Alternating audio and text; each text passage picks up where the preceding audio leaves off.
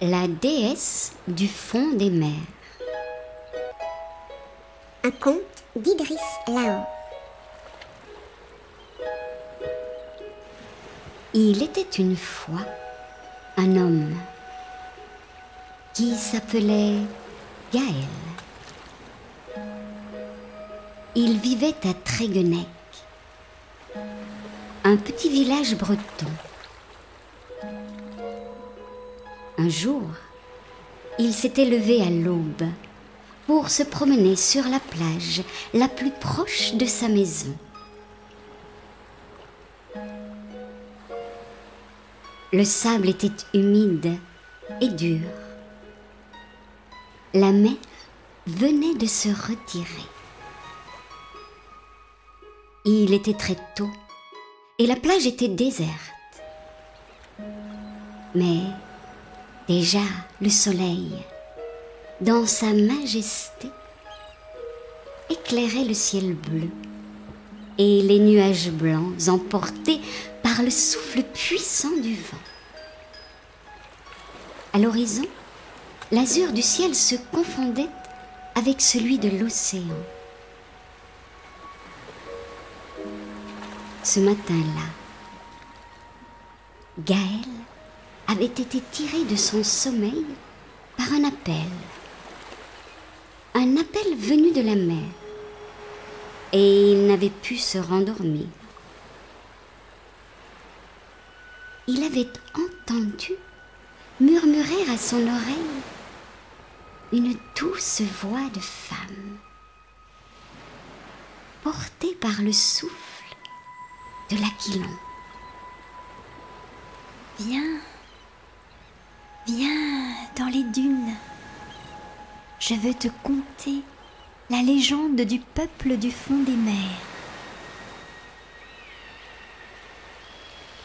Alors, malgré le fort vent de l'océan, Gaël était sorti, attiré par la magie d'un irrésistible char.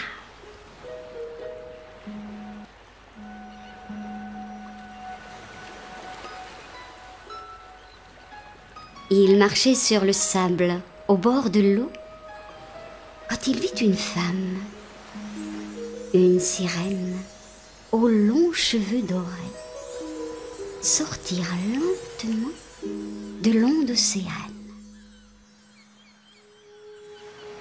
Elle s'avançait vers lui et il n'en était même pas étonné. Il savait que c'était son murmure et son appel qu'il avait entendu. Elle était nue, mais vêtue de sa seule beauté, elle paraissait plus habillée que toute autre femme. Elle était merveilleusement belle, comme une déesse née des flots.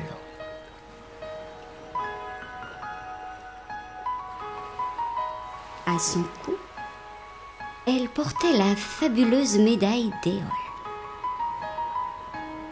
celle des maîtres de l'Atlantide. Sur la médaille, en nacre blanche, aux reflets irisés, était gravé le triskel de l'amour, de la volonté et de la sagesse.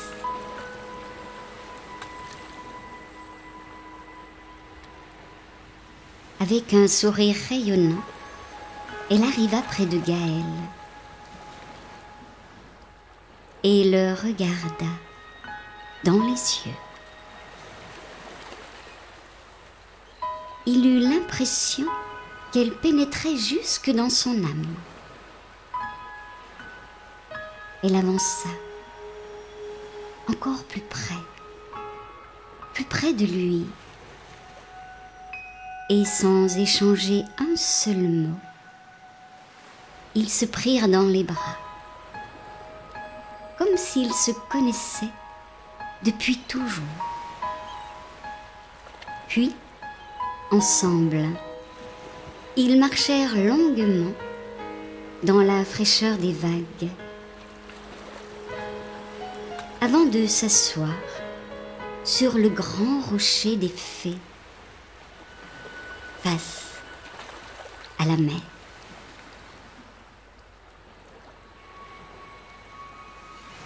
Après un long moment de silence, à contempler l'océan et le ciel, la sirène se mit à parler, sans que pourtant la moindre parole ne franchisse ses lèvres.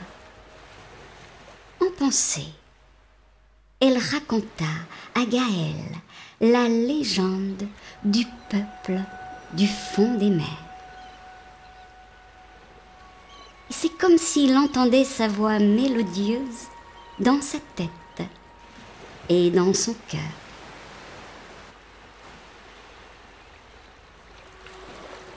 Mon nom est Arnemetia. Je suis une habitante du fond des mers. C'est là que vit mon peuple depuis plus de 10 000 ans. Nous appartenons à une ancienne humanité et nous venons de l'Atlantide. Nous sommes les 144 000 survivants de la grande catastrophe. Et nos dieux, les Tuatha Dé Danann, nous ont rendus immortels. Il y a plus de 10 000 ans, les hommes savaient encore parler aux animaux, aux plantes, aux rochers, et même à l'eau, à l'air et au feu. Ils pouvaient leur demander de subvenir à leurs besoins et à leurs plaisirs. Les humains communiquaient avec eux par la pensée, comme je le fais en ce moment avec toi, Gaël. Ces connaissances secrètes sont gravées sur la médaille d'Éole. En ce temps-là, les humains étaient encore bons, et toutes les créatures aimaient les servir. De plus, sans même toucher les objets, ils avaient le pouvoir de les déplacer à travers les airs. Et ils savaient eux-mêmes parcourir les plus grands espaces par la seule force de leur volonté. Grâce à cette même force, ils faisaient croître les plantes et mûrir les fruits. Ils devaient tous ces pouvoirs au secret de la fabuleuse médaille d'Éole. Les humains, les animaux, les plantes et même les pierres, tous vivaient en harmonie. Arnemetia explique que les êtres élémentaux, eux aussi, prodiguaient leur savoir mystérieux et leurs remèdes miraculeux aux humains. Les Korrigan transformaient la terre en argile pour soigner les maladies. Les ondines vivifiaient l'eau pour qu'il puisse se purifier et se désaltérer. Les salamandres de feu veillaient à ce qu'il n'ait jamais froid. Et pour qu'il ne soit pas brûlé, elles adoucissaient les rayons du soleil. Les sylphes apaisaient les vents des tempêtes et les transformaient en brises légères.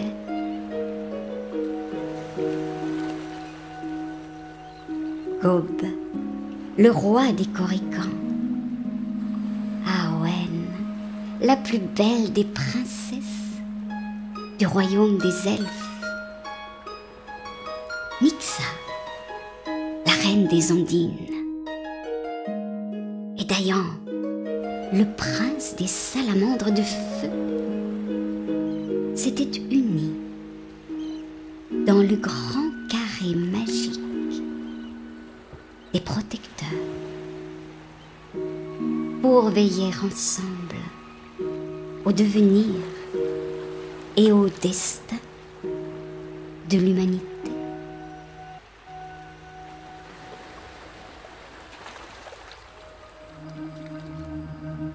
Mais un jour, deux mauvais génies, en révolte contre le grand ordre céleste, entrèrent dans la tête et dans le cœur des humains. L'un commença à diriger leurs pensées vers le mal, et l'autre rendit leurs émotions négatives.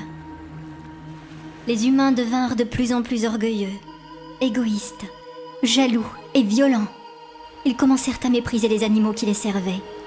Sans raison, ils se mirent à détruire les plantes et à violer les lois de la terre et du ciel. Ils se prirent pour les maîtres de la terre. Ils creusaient des mines profondes, comme pour lui arracher des secrets cachés. Et ils se crurent semblables aux dieux. Alors, les Tuatha Dé Danann, les vrais dieux, avertis par Gob, Arwen, Nixa et Dayan, se mirent en colère contre ces humains devenus indignes et méchants. Les dieux prirent une terrible décision: délivrer la terre des humains. Cependant, le maître des dieux, celui qu'on appelle Lugh Samil Danak, vit que quelques humains étaient restés bons. Il décida de leur venir en aide. Il leur envoya un grand esprit de lumière, connu pour sa bonté. Celui-ci prit forme humaine. Son nom était Élouan. Élouan s'assit sur le rocher des fées et de sa flûte enchantée se mit à jouer un air merveilleux.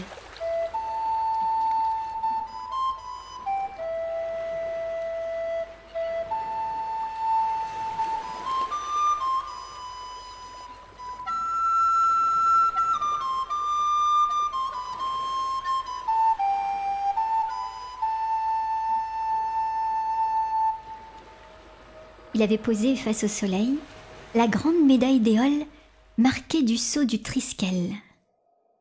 Le vent et la lumière emportèrent le message mélodieux d'Élouan partout dans le monde.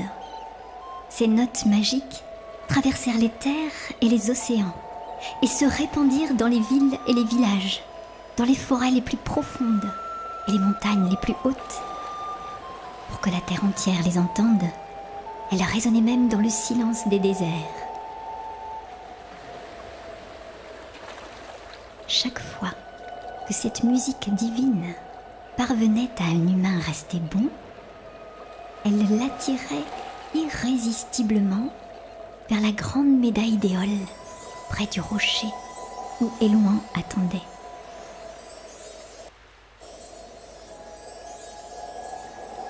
Quand tous les humains qui avaient gardé le respect de la terre furent rassemblés autour de lui, Élouan, le grand esprit de lumière devenu homme, les compta. ils étaient 144 000. Il leur enseigna les secrets de la médaille d'Éole. Il leur apprit à respirer et à vivre sous l'eau. Puis, il les entraîna vers le fond de l'océan, où il fonda avec eux le royaume de Ker-Is. Ils emportèrent avec eux la médaille d'Éole, marquée du sceau du Triskel. Celui-ci devait leur rappeler le soleil, dont les rayons de lumière et de chaleur n'atteignent jamais le fond des mers. Mais un simple regard sur la médaille pouvait les consoler de leur nostalgie de la terre et du soleil.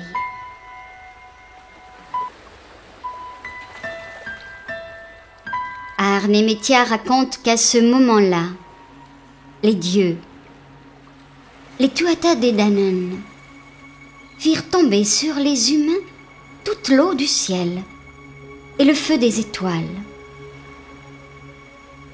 Ainsi disparut le reste de l'humanité. Et la terre fut purifiée. Mais Élouan, le grand esprit de lumière, dans sa bonté, partit accueillir quelques âmes humaines, en qui il restait encore une infime trace d'amour. Il ne put les accueillir dans le royaume de Kéris, car leur cœur n'était pas pur. Mais au moins, il les sauva de l'anéantissement. Il les conduisit vers le pays des morts, l'île d'Avalon, dont la légende dit qu'on ne revient jamais.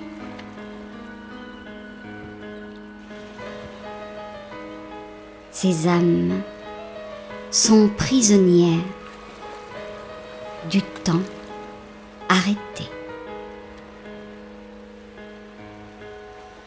Elles resteront enfermées dans les ténèbres glacées des pierres et des rochers, aussi longtemps que leur cœur ne sera pas purifié. Seule la force du Triskel et son message d'amour, de sagesse et de beauté pourront les libérer de leur passé et leur indiquer le chemin du retour vers l'instant présent, plein d'espérance pour l'avenir. Alors, le soleil pourra de nouveau se lever sur l'île d'Avalon, briller à son zénith et se coucher dans sa nuit. Depuis cette époque, mon peuple vit au fond des mers. Beaucoup plus tard, les dieux créèrent une humanité nouvelle, celle à laquelle tu appartiens, toi, Gaël. Je vais te révéler un autre secret. 4000 hommes et femmes venus du fond des mers vivent en permanence parmi les humains. Ils viennent vous enseigner la beauté, la vérité et la bonté.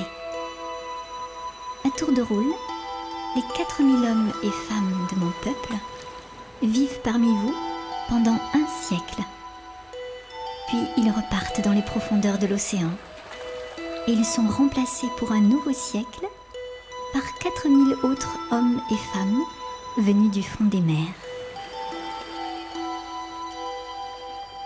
Mon peuple et moi, qui sommes les seuls survivants de l'ancienne Atlantide, espérons ainsi aider les humains à devenir bons.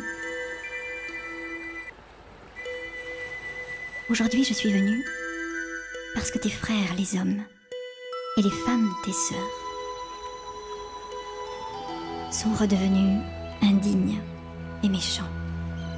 Une fois de plus, ils s'entretuent et ils tuent les animaux, les plantes et la terre.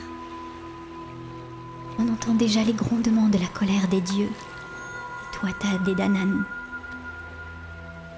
Si les humains ne comprennent pas, les dieux les laisseront détruire définitivement la terre et les créatures terrestres.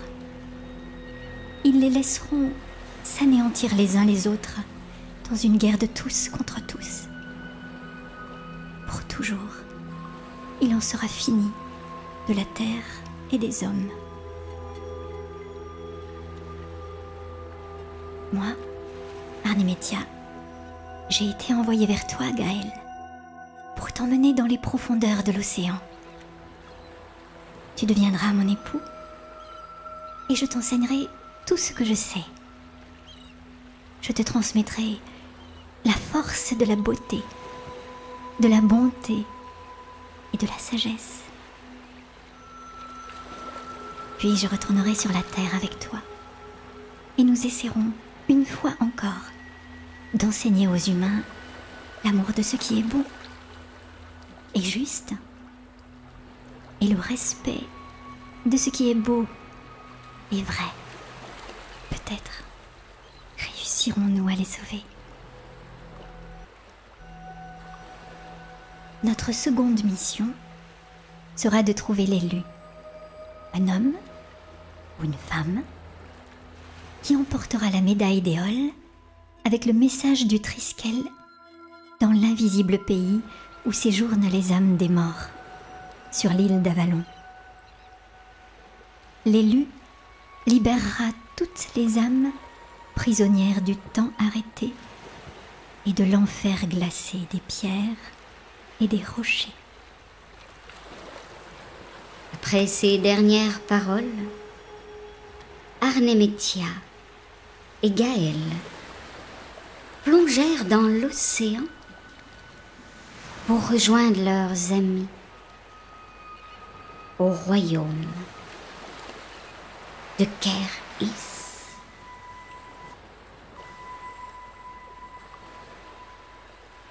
Gaël n'étant pas revenu, ses amis partirent à sa recherche dans les dunes de la plage. Ils étaient accompagnés des 4 grands chiens de Gaël, qui, espérait-on, aideraient à le retrouver. Mais, à peine arrivés sur la plage, les 4 chiens se précipitèrent dans l'océan pour y disparaître. Depuis ce jour, personne n'entendit plus parler ni de Gaël, ni de ces 4 grands chiens.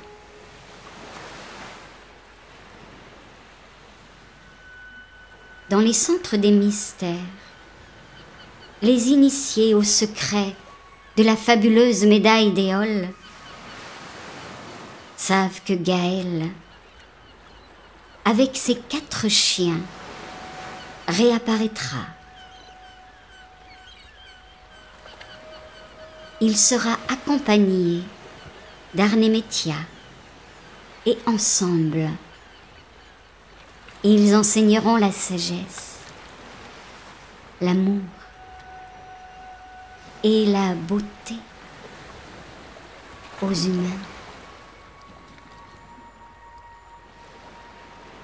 Et quand ils auront trouvé l'élu, ils emporteront la médaille d'Éole sur l'île d'Avalon. Ils libéreront toutes les âmes humaines prisonnières du pays des morts.